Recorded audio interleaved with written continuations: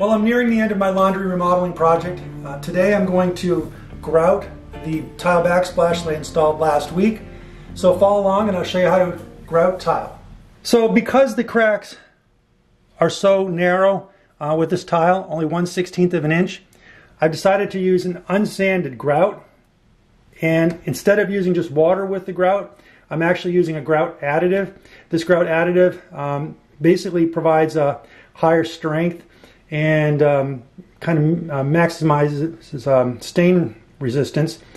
So I decided I'd use that versus plain water.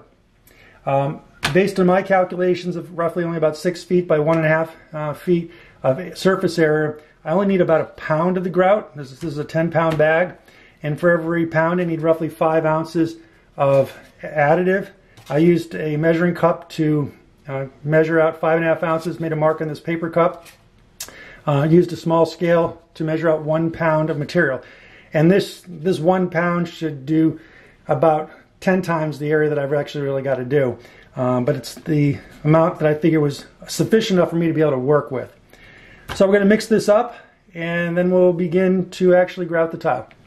So for tools for this grouting project, you need a float like this one here.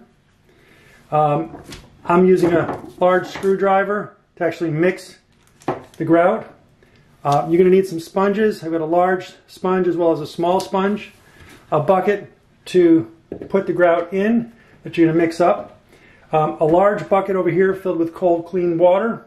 And then lastly, I have cheesecloth. One of the last things you do after applying the grout and wiping it off with your sponges is after it's had a little bit more time to set up, you use the cheesecloth to kind of go off and just rub and wipe off any excess film, grout film that may be on the tiles.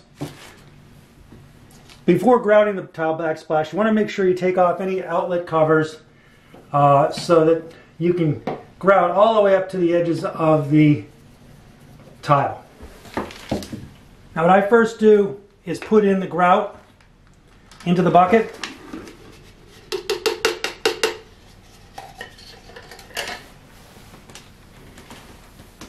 Then I pour in some of the additive, but not all of it. I want to give a chance to see what I have for a consistency before I accidentally put too much in. Now I've got plenty of excess material, so I can easily just add more grout if I put too much liquid in. But I've measured it out to what I think is the right amount. So I think I'm going to be okay, but it's always good to not to put too much additive or water in if you're using water. And then just add it as you need it. So after mixing it for about 5 minutes, I've got the consistency I'm looking for. And so I'm going to let this set up for about 5 minutes and then we'll be ready to start the project. Okay, so I'm about ready to begin. A couple things. I put paper down here across all of the countertop to minimize any of the grout getting on that. Also, as I said the last time when I was installing the backsplash tile, I've left about an 1/8 inch gap on the bottom, which I'm going to fill with a silicone caulk to allow for any expansion of the countertop, such that we don't have to concern ourselves with the countertop actually expanding up and pushing up and cracking the tile or the grout. So I'm going to make sure when I put the grout on, I don't go down into that seam along the countertop.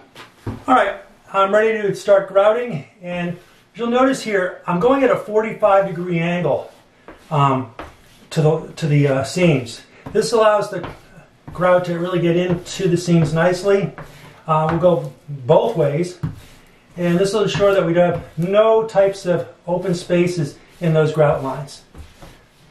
When you're doing this, you really want to push the float hard into the seams so you really get that grout all the way to the base of the seams or in between the cracks.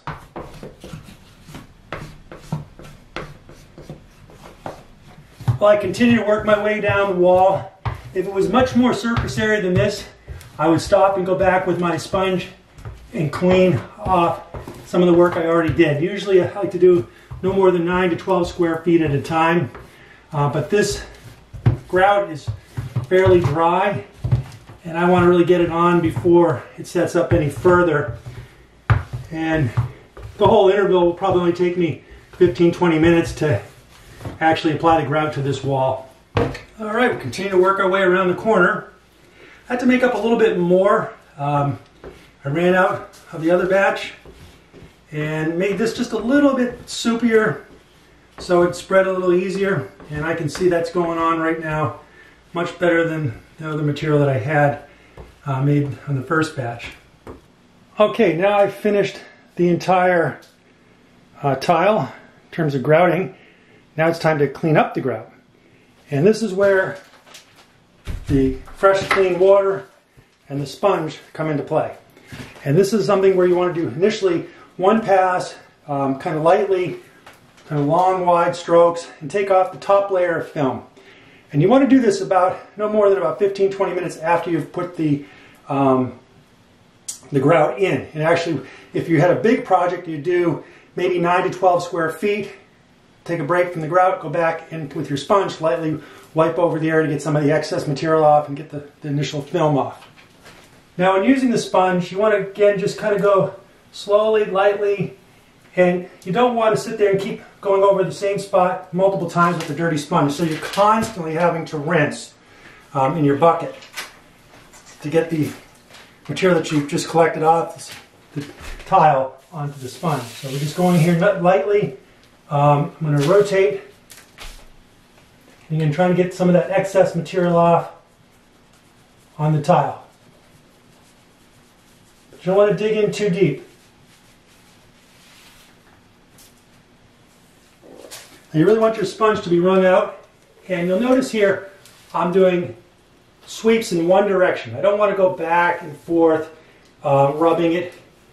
I'm again also using new edges each time I sweep to get that excess grout out. And again, I'm not trying to get all of it out right now. I'm just trying to get the kind of top layer where I know I've got some problems. I've got too much grout on the tile itself. Okay, so I've gone through the first pass with the sponge. What I'm going to do now is clean out the water, replace the water with some clean water, clean out the sponge, give this about another 5 or 10 minutes for total time, maybe a 15-minute rest between sponging, and hit it a second time. I'm going to probably do this about 4 times, really to really clean up the grout lines, make them nice and neat and thin and clean. Okay, so it's been about 15 minutes since I cleaned the tile with the sponge. I've got some fresh water and the sponge is clean. We're going to go back and do it all over again.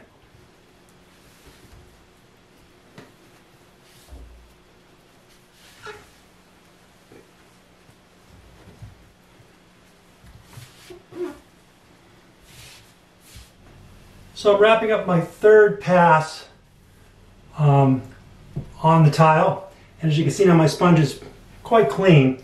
And as I'm looking at it, if there's any thicker spots, I just kind of use my sponge to kind of clean out a little bit more of the grout in the lines.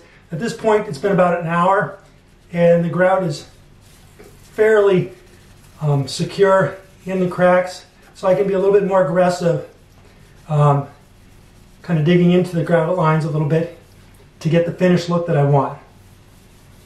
So we're going to go make one more pass at this. We'll let it sit for about a half hour, and then I'm going to use the cheesecloth on it. So the last thing I'm doing is I'm using dry cheesecloth and rubbing them over each tile to get rid of any haze on them. So give it the nice shiny appearance that a good tile project should do. So that's the finished grouted tile backsplash. Went very well, looks fantastic. This laundry room remodeling project is just about done. All I have left to do is paint the walls. Well, hopefully this video provided some guidance to you on how to grout a tile project. If so, consider hitting the like button, subscribing to this channel, and hitting the little bell notification so that you get notified on the next home improvement video that I post. Also, enjoy the next 45 seconds of this video.